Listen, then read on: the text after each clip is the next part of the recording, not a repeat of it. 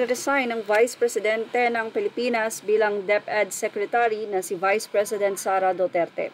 Sa kanyang full statement, ibinahagi ni Vice President Sara Duterte na hindi ito kahinaan kundi ang concern niya sa mga guro. Sa nasabing ito ni VP Sara, ilang mga netizen ang nagtanong, tila medyo cryptic daw o makahulugan ang mensahe ng nasabi nga pong Vice Presidente.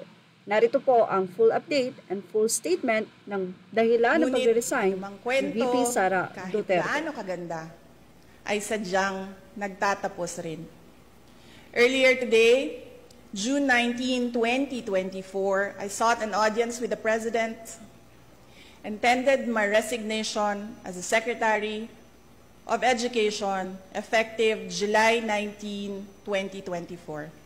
I have given my 30-day notice to ensure the proper and orderly transition for the benefit of the next Secretary.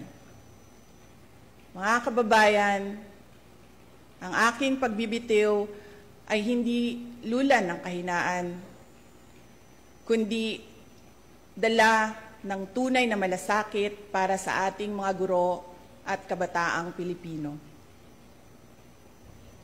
Bagamat hindi ako magpapatuloy na mamamahala sa kagawaran, patuloy pa rin nating itataguyod ang kalidad ng edukasyon na nararapat para sa Pilipino. Hindi man ako ang tumatayong kalihim ng edukasyon, mananatili akong isang ina na nagmamatyag at titindig para sa kapakanan ng bawat guro at bawat mag-aaral sa Pilipinas.